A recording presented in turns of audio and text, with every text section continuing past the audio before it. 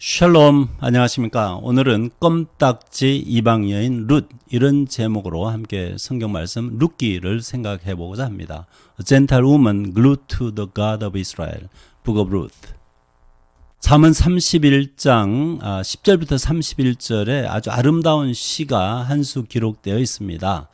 제목을 주자면은 현숙한 여인, 이런 내용에 대한 시인데 몇 절만 이렇게 건너뛰면서 읽어보면은 누가 현숙한 여인을 찾아 얻겠느냐?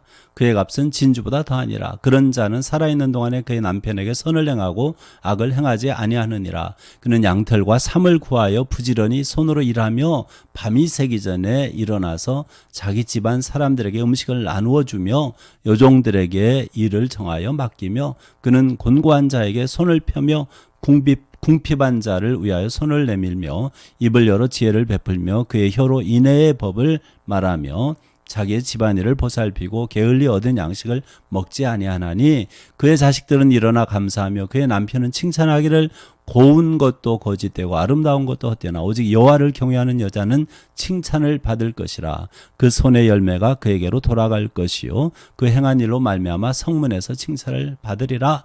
이 기술한 내용을 보면요, 이 여자는 그저 현숙한 여인일 뿐만 아니고 유능한 사람이에요. 사업도 잘하고요, 자식들도 잘 키우고요, 경제적인 점에서도 아주 넉넉히 살고 또 도움도 많이 베풀고, 그러니까 여러 가지로 참 훌륭한 여자인데, 여기에 이제 여호와를 경외하는 여자라고 이렇게 남편이 칭찬하는 걸 보면 또 하나님을 잘 섬기는 여자예요. 그러니까 아마 이 여자가 이렇게 유능하고 현숙하고 이렇게 될 수 있었던 이유는 여호와를 경외함으로써 이렇게 시작되지 않았는가, 이렇게 볼 수 있는데, 여기 현숙한 여인이라고 번역된 이 말은 히브리어로 에셋 하일입니다. 에셋 하일은요, 이 하일이라는 단어의 뜻을 생각하자면은 유력한 여자, 능력 있는 여자, 유능한 여자, 그 다음에 영향력 있는 여자, 이런 뜻이 사실은 더 가까워요. 그런데 여기 또 내용을 보면은 그런 것 말고도 또 현숙하다고 할 수 있기 때문에 또 여성이라면 일반적으로 이제 현숙한 여인, 이런 표현을 더 좋아해서 그렇게 번역을 한 것 같습니다.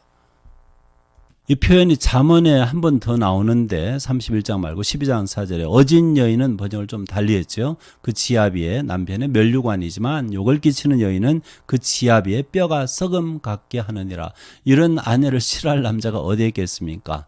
자, 이 에셋 하일, 이렇게 이제 읽는 히브리어로 이 현숙한 여인 또는 어진 여인 달리 번역했는데, 그런 표현이 룻기에 또 나와 있어요. 오늘 이야기의 주인공 룻, 룻기 3장 10절부터 11절에 그가 이르되, 이 보아스라는 사람이 하는 말입니다. 내 딸아, 여기 내 딸이라고 불린 여자는 룻입니다. 오늘의 주인공. 여호와께서 내게 복 주시기를 원하노라. 네가 가난하건 부하건 젊은 자를 따르지 아니하였으니 네가 베푼 인애가 처음보다 나중에 더하도다. 그리고 이제 내 딸아, 두려워하지 말라. 내가 네 말대로 내게 다 행하리라. 내가 현숙한 여자인 줄을 나의 성읍 백성이 다 아느니라. 이 소문난 여자, 여기 성읍은 베들레헴인데 베들레헴의 소문난 이방 여자 룻이라는 여자, 이 여자가 현숙한 여자라는 것은 다 소문이 쫙 퍼져 있다는 거예요. 여기서는 현숙한 여자는 아직은 유능한 것이 아직 판명되지 않았기 때문에 그렇게 번역하기는 좀 힘들어요. 그래서 어쩔 수 없이 현숙한 여자, 이렇게 번역하는 것이 아마 어울릴 겁니다. 또는 유덕한 여자라는 표현이 또 나오는데 잠언 11장 16절에 그 단어 히브리어는 에셋 헨, 좀 비슷하지만 다릅니다. 어쨌든 좀 비슷한 뜻으로 유덕한 여자는 존영을 얻고 근면한 남자는 재물을 얻느니라. 자, 오늘 이 룻기에 나오는 현숙한 여인, 또 베들레헴 성읍 백성이 다 그렇게 알고 있는 현숙한 여자라 알고 있는 룻에 대해서 얘기를 해보고자 하는 것입니다. 자, 룻기에 대해서 많은 분들이 이야기를 잘 알고 있기 때문에 아주 간단하게 몇 가지만 짚고 넘어가면은, 그 이름 뜻으로 보는 나오미의 가족 상황, 이 나오미가 이제 룻의 시어머니가 아니겠습니까? 가족을 소개를 해야만 하는데 그 이름 뜻으로 보면은 좀 희한한 게 있어요. 1장 1절부터 읽으면은 사사들이 치리하던데 그 땅에 흉년이 드니라. 이스라엘 땅입니다. 유다 베들레헴의 한 사람이 그의 아내와 두 아들을 데리고, 네 식구입니다, 모압 지방에 요단강 건너서 저 동쪽에 있습니다. 모압 지방에 가서 거류하였는데, 그 사람의 이름은 엘리멜렉이요. 가장의 이름 엘리멜렉. 이 이름 좋은 이름이에요. 여기 엘리멜렉 두 단어가 있는데 멜렉부터 하면은 멜렉은 왕이라는 뜻이고요. 엘리 앞에 있는 엘리는 하나님, 나의 하나님 이런 뜻입니다. 그래서 이 두 단어 합하면은 하나님은 나의 하나님, 그분이 왕이시다. 나의 왕 하나님 여러 가지로 이제 결합해서 생각하시면 되는 겁니다. 어쨌든 이 이름만 보더라도 이 집안은 하나님을 섬기는 집안이라는 걸 알 수가 있어요. 그의 아내의 이름은 나오미, 원래 히브리어로 하면 노오미입니다. 발음이 정확한 발음이 노오미. 이 노오미라는 이름의 그 어근은요, 영어로 하면 pleasant, 아주 편안하다, 편하다 이런 뜻이 돼요. 이름 참 좋네요. 현대브리에서도 이 같은 어근에서 나임, pleasant, 나임 메오드, 매우 편합니다. 이것은 만나서 반갑습니다. 이런 데 씁니다. 그래서 이 노미의 이름이 현대브리에서도 나임 메오드, 만나서 반가워요 이렇게 쓴다는 것이죠. 자, 좋은 이름이죠. 그 두 아들의 이름은 좀 이상해요. 말론과 기론이니, 말론은 히브리어를 읽으면 마흘론, 이 단 안에 있는 어근이 할란데 이게 병들었다는 말이에요. 히브리어에서는 왜 이런 이름을 썼는지 모르겠어요. 그래서 히브리어로 뜻대로 우리가 아는 대로 해석하면 마흘론 하면은 그 병치레, 병 많이 걸렸던 사람처럼 이렇게 보이네요. 이 사람이 룻의 남편이지요. 4장 10절에 나옵니다. 룻의 남편이라는 것은.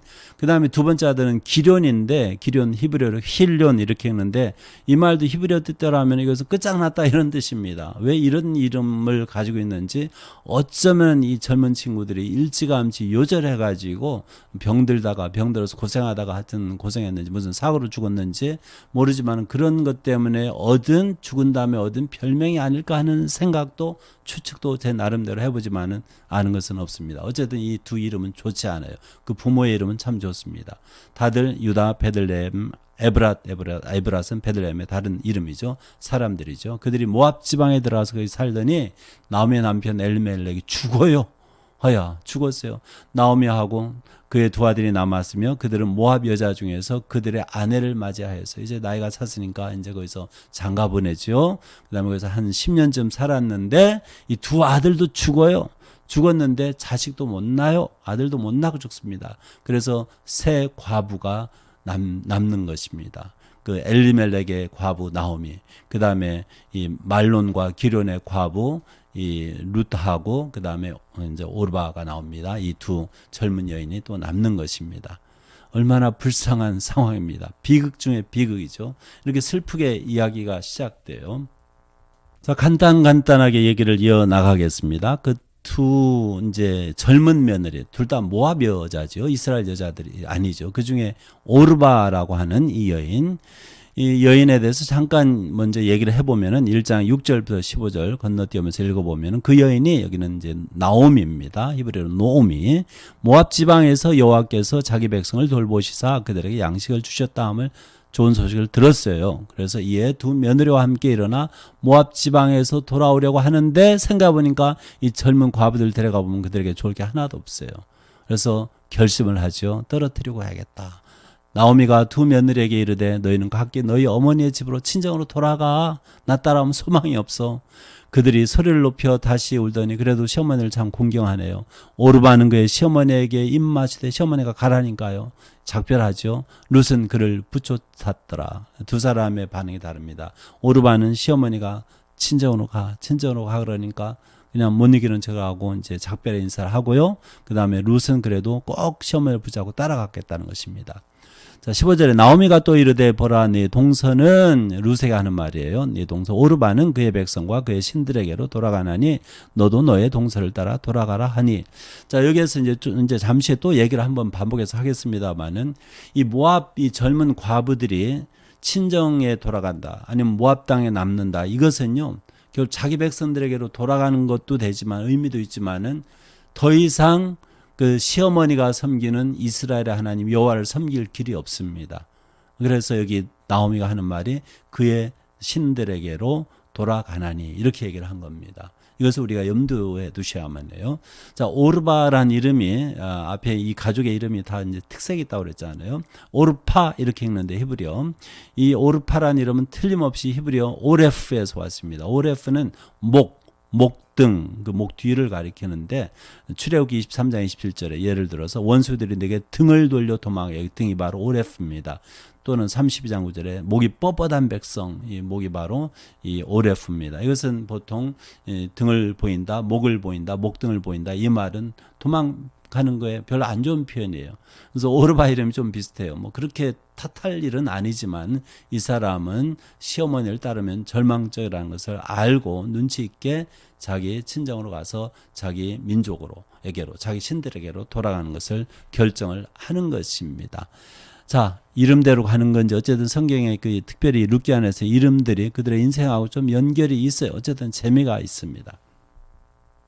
반대로 같은 모압 여자이지만 룻은 입장이 완전히 다릅니다. 이 사람은 자기 시어머니, 희망도 없는 시어머니를 따라가기로 결정을 해요. 14절에 이미 읽었죠. 룻은 그를 붙쫓았더라. 룻이 이르되 내게 어머니를 떠나며 어머니를 따르지 말고 돌아가라, 강권하지 마세요.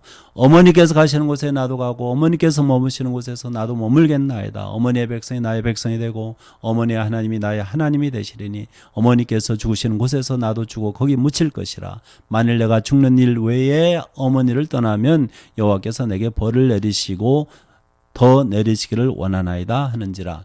이 유대인들이요, 옛날부터 그 히브리어 성경을 에라메익으로 번역을 했어요. 그리고 이 특별히 아람어로 된 번역을 탈굼이라고 하는데 오늘날 많이 남아 있어요. 아주 오래전에 번역한 건데 그 탈굼을 읽어보면은, 이 아람어로 된 탈굼을 읽어보면은 그 해석하는 내용들이 번역할 때 이렇게 많이 더해져 있어요. 마치 주석처럼. 그래서 이 아람어를 보면 옛날 유대인들이 구약성을 어떻게 해석했는지 그것을 엿볼 수가 있는데, 특별히 룻기의 그 아람어 탈굼이라고 하는데 그 아람어 번역을 보면은 그러한 내용들이 많이 들어가 있어요. 그런 걸 영어로 패러프레이스라고 그래요. 의역이라고 우리가 보통 한국말로 번역하지만 어쨌든 이렇게 해석, 주석적인 내용을 더 덧붙인 겁니다.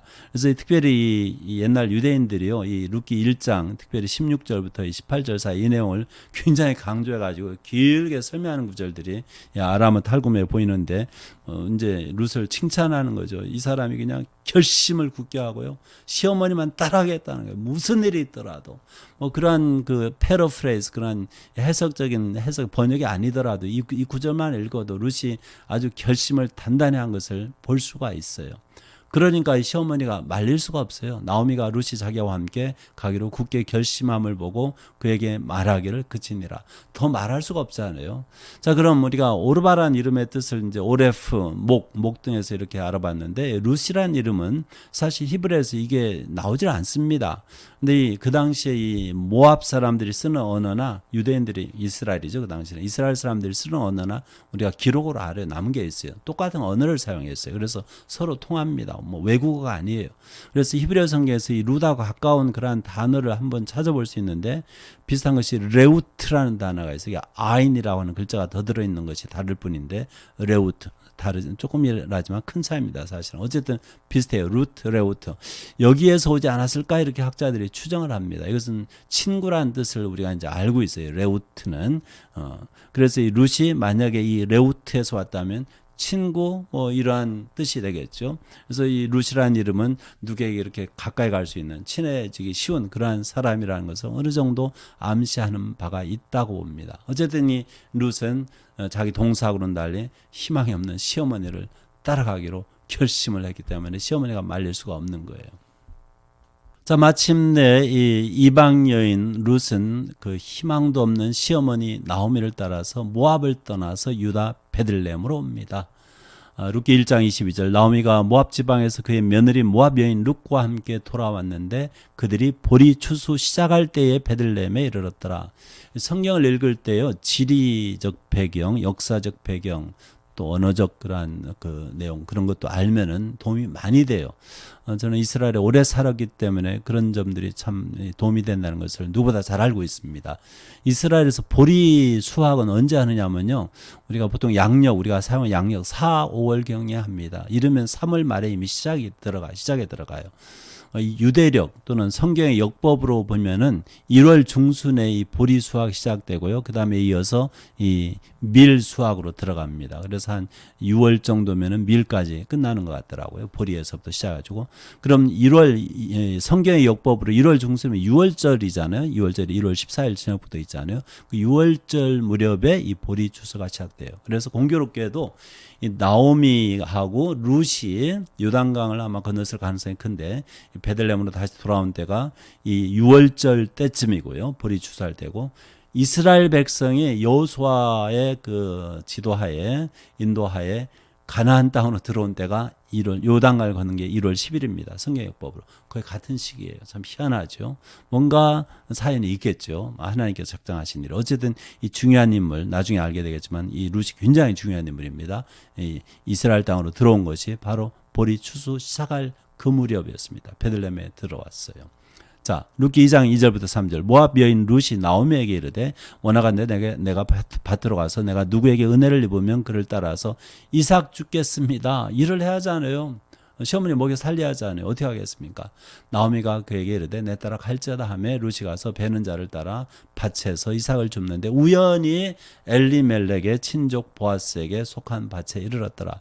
이 보아스는요 나오미의 남편 엘리멜렉의 친척입니다. 그러니까 가능성이 뭔가 보이죠. 인간에게는 우연이지만은 하나님께는 우연이 없겠죠. 하나님께서 미리 아시고 그렇게 인도하시는 거예요. 참 공교롭습니다. 그러니까 하나님께서 도끼로 작정하시면 못하실 일이 없는 거예요.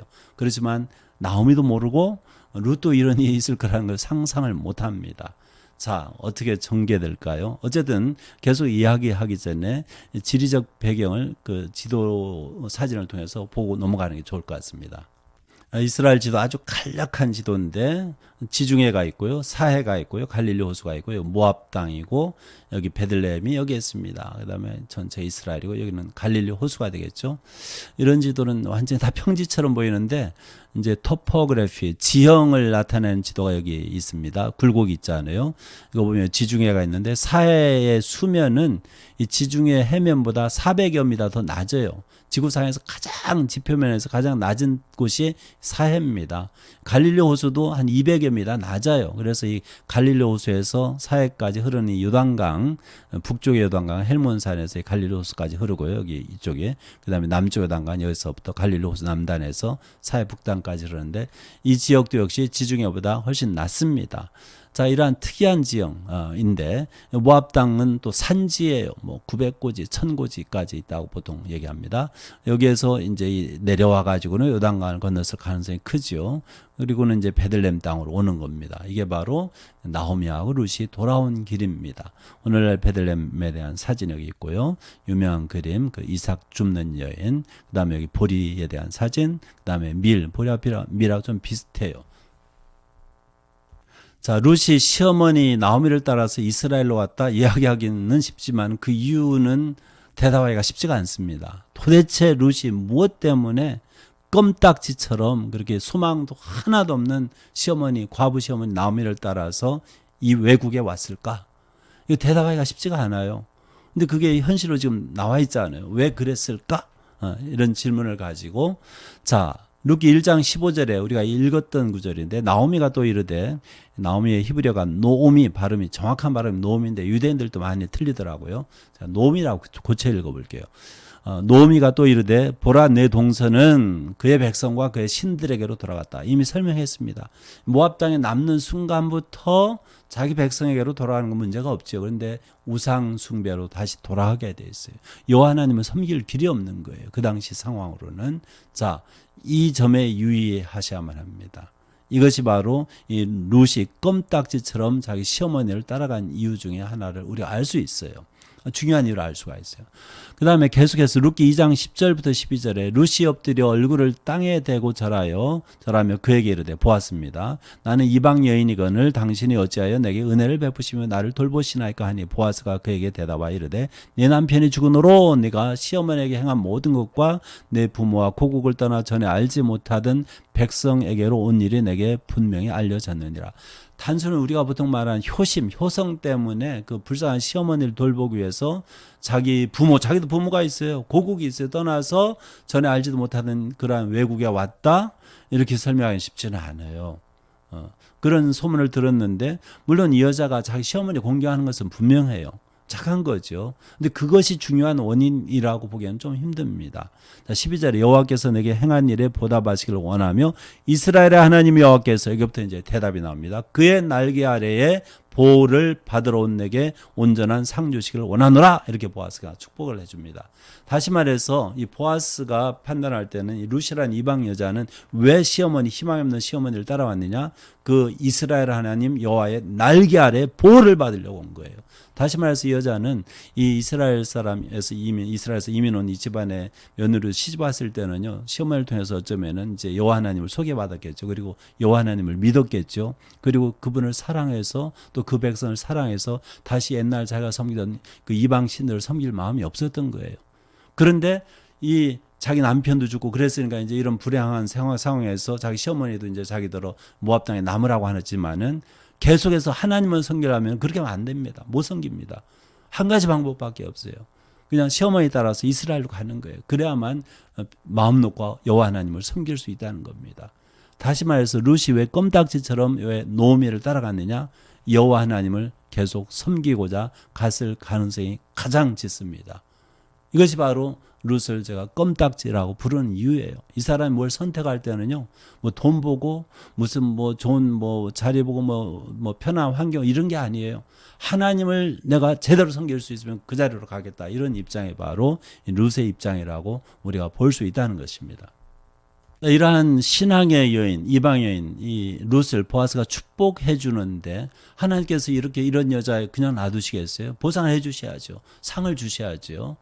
자, 우리가 룻기 4장으로 건너뛰어서 가면은 이 룻이 애 낳는 얘기를 해요. 룻이 그 전에 결혼해야죠. 이제 긴 얘기 짧게 해서 보아스가 노인이에요. 그 당시에 분명히 보아스가 이 젊은 이방 여자 룻을 아내로 맞이해줘요. 예뻐서 뭐 그런 건 아닌 것 같아요. 이 보아스가 보니까 참 딱하거든요. 착하거든요. 그래서 누군가가 이 룻, 원래는 이제 노미가 첫 번째 순입니다. 노미를 누군가가 친척 남자가 아내로 맞이해서 아들을 낳도록 해줘야만, 낳도록 해야만 해요. 근데 노미는 이미 뭐 생리도 끝난 것 같고 갱년기 들어가서 이미 이제 소망이 없지요. 그 대신에 룻이 이방 여자 룻이 자기 시어머니를 위해서 그런 일을 해줘야만 하는 겁니다. 자, 그 일을 위해서 보아스가 본인이 1순위가 아닌데 나서서 도와주는 거예요. 그래서 보아스가 룻을 이제 아내로 맡고서는 이제 동침하죠. 그래서 하나님의 도움으로 룻이 임신하게 됩니다. 그리고 아들을 낳아요. 그 당시 아들을 낳는 거 대단한 겁니다, 여러분. 자, 이렇게 아들 낳고서 이제 보니까 이건 누구에게 기쁜 소식이냐? 누구보다 노미에게 기쁜 소식입니다. 노미의 대가 끊어졌었거든요. 집안이 끝난 거거든요. 그 당시에 토지는 아들들을 따라서 이렇게 분배가 되는데 노미는 그 토지를 다 처분해야만 해요. 남편 토지를. 물론 이제 보아스가 그까지 다 해주지요. 자기들은 이제 경제 그런 능력이 없으니 노동력이 없으니까요. 그래서 불쌍한 과부 신세인데 이제 그 며느리가 보아스의 부인이 되어서 아들을 낳아주는 겁니다. 그러니까 대가 이어지는 거죠. 복덩이가 되는 거예요. 이 여인, 이방 여인이. 이제 이웃 여인들이 이름을 지어줘요. 이 아기의 이름을. 오벳이라고 합니다. 이 오벳이 누구지 아십니까? 오벳은 이새의 아버지고요. 이새 누구의 아버지입니까? 다윗의 아버지예요. 그러니까 룻이 낳은 이 아이가 다윗의 할아버지예요. 그러니까 룻은 다윗의 증조 할머니가 되겠죠. 마태복음 1장에 보면요, 예수님의 계보가 나오는데, 예수님의 족보가 나오는데 거기에 또 룻의 이름이 나와요. 보아스는 룻에게서 오벳을 낳고 아주 당당하게 이방 여자 이름이 나옵니다. 하나님께서 이렇게 보상을 해주세요. 이 불쌍한 아무런 소망도 없는 가련한 이 이방 여인 이 룻이 하나님께 붙였고 하나님께 껌딱지처럼 그런 이유 때문에 이제 노미에게 붙은 거죠. 그래 따라온 거죠. 그런 여자 여호와의 날개 아래 이제 들어온 보호를 받으러 온 이 여자에게 하나님께서 보상을 해주시는데 다윗의 증조 할머니를 만들어 버려요. 예수님의 조상이 되게 해요. 얼마나 큰 영광입니까? 이것이 바로 이 껌딱지 여인이 받은 보상입니다. 구약 성경에 나온 이 룻기 아주 짧아요. 넉 장밖에 없는데 아주 아름다운 이야기죠. 이방 여인 룻에 대한 이야기가 이렇게 기록되어 있잖아요. 그런데 이 구약 성경에 한 여인에 대해서 이야기하는 책이 또 하나 있습니다. 이스라엘 여인인데 그것은 에스더서지요. 유명한 사람이 더 길어요. 물론 이제 에스더라는 사람을 여자분들이 많이 좋아해가지고 이름을 많이 취하는 것 같은데 에스더하고 룻을 비교해 보면은 재미있는 결과가 나옵니다. 제가 여기 도표를 만들어 봤어요. 룻하고 에스더하고 출신부터 얘기하면은 룻은 다 아는 것처럼 이방인 모압 여자죠. 이 모압은요 이스라엘 총에 들어올 수가 없어요. 신명기에 기록이 되어 있습니다. 에스더는 아주 떳떳한 이스라엘 사람이에요. 그 당시로 이제 다 일방적으로 이제 통용해서 이제 유대인이라고 불렀죠. 자, 거주지로 말하면은 룻은 원래 모압에서 살면서 모압으로 이주 온 이스라엘 남자에 결혼했다가 과부가 되고 자기 시어머니 따라서 이스라엘 땅 베들레헴으로 이사 와서 이제 거기서 계속 살았겠죠. 그다음에 에스더는 원래 유다 땅에 살다가 바벨론 포로 때 끌려가 가지고는 이제는 수산성 바벨론에 좀 떨어져 있습니다. 거기에서 사는 여자고요. 이런 걸 이제 이스라엘 사람들은 디아스포라 이렇게 얘기합니다. 자기 나라 이스라엘 살지 못하고 이방 나라에 흩어져 살 때 디아스포라 이렇게 얘기하는데 저 상황이 서로 거꾸로 됐어요. 이 사람은 이방에서 이스라엘로, 이 사람은 이스라엘에서 이방 나라로. 그다음에 신분을 보면은 에스더부터 얘기하면 왕비가 됐잖아요. 그 미모 때문에 대단한 여자죠. 그 미모, 그다음에 그 용기, 그 능력 대단한 여자입니다. 그런데 룻은 별거 없어요. 며느리였었지요. 아내였었지요. 남편이 죽으니까 과부가 됐지요. 또 재혼하게 됐지요. 아내가 되고 그다음에 엄마가 되고 그게 전부예요. 뭐 별거 없어요. 그저 지금 굳이 말하면 뭐 이삭 죽기, 가정주부 뭐 이 정도밖에 없습니다. 뭐 써낼 게 없어요. 신분으로 말하면 누가 이런 사람을 부러워하겠습니까? 공원에 대해서 얘기하면은 이 에스더부터 얘기하면은 흩어져 있는 디아스포라의 유대의 민족을 구원한 여자예요. 다 죽을 뻔했어요. 멸종당할 뻔했어요. 그런데 이 에스더의 그 용기와 그 미모를 이용해 이제 미모 때문에 왕국에 들어가서 왕비가 됐지만 어쨌든 그런 기회로 용기가 또 있어야만 하거든요. 그때 상황이. 그래서 유대 민족을 구원해내는 영웅 중의 영웅입니다. 대단한 여자죠. 그럼 룻은 그 공로면에서 뭐가 있느냐? 아무것도 없습니다. 아들 낳은 것밖에 없어요. 아들 낳은 거. 그런데 그 아들이 다윗의 할아버지라는 것입니다. 그 아들이 메시아 예수님의 조상이라는 것입니다. 이건 어마어마한 축복입니다. 그 당시 사람들 볼 때는 아무것도 아니지만 오늘날 우리가 또 하나님께서 보시는 어마어마한 축복이라 이거죠. 자, 이걸 적용해 보면은 룻은 이스라엘에 들어온 이방 사람이고요. 에스더는 이방인 가운데 사는 유대인의 모습을 흩어져 사는 유대인들의 모습을 볼 수가 있어요. 이것도 서로 대조적이죠. 우리는 이제 이방인들이기 때문에 이쪽 룻 쪽을 보면은 옛날에 하나님께서 이스라엘을 선택하신 것이 분명해요. 선민이라는 자부심이 있는데 우리가 부러워할 이유가 하나도 없어요. 왜냐하면은 하나님께서는 이처럼 룻 이 모압 여자인데 이스라엘 총에 들어오면 안 되는 이 민족의 여인이 이스라엘 안에 들어오는 것뿐만 아니고 이 이스라엘의 모든 가문 중에서 집안 중에서 가장 유명한 집안의 한 여인 할머니가 되게 하는 거예요. 얼마나 큰 축복입니까? 이러한 모든 축복이 우리가 아는 대로 예수님을 통해서 우리 이방인들도 이스라엘에 합류하게 되는 겁니다. 하나님의 나라에 들어오는 거예요. 옛날에는 원수가 되었던 그러한 관계지만 하나님께서 예수님을 통해서 우리 이방인들도 구원하시는 거예요. 이러한 것을 우리에게 보여줍니다. 룻 대단한 거 아니겠어요? 그래서 우리가 뭐 이스라엘이 선민이니까 부러워할 필요가 없습니다. 전혀 부러워할 필요가 없어요. 예수님을 통해서 우리가 복을 누릴 수가 있습니다. 룻이 여호와의 날개 아래 보호를 받으러 온 것처럼 우리도 주님 날개 아래, 예수님 날개 아래 보호를 받으러 들어오면 예수님께서 절대 우리를 거절하지 않으십니다. 자, 짧게 룻에 대한 이야기를 했는데 참 신이 나네요. 제가 신나네요. 민수기 6장 24절부터 26절의 말씀을 통해서 작별의 인사를 대신하겠습니다. 여호와는 내게 복을 주시고 너를 지키시기를 원하며 여호와는 그의 얼굴을 내게 비추사 은혜 베푸시기를 원하며 여호와는 그 얼굴을 내게로 향하여 드사 평강 주시기를 원하노라. 이런 내용인데 히브리어로 예브레카 아도나이 베슈므레카 야엘 아도나이 파나프 엘레카 비쿠네카 이사 아도나이 파나벨레카 비야셈레카 샬롬.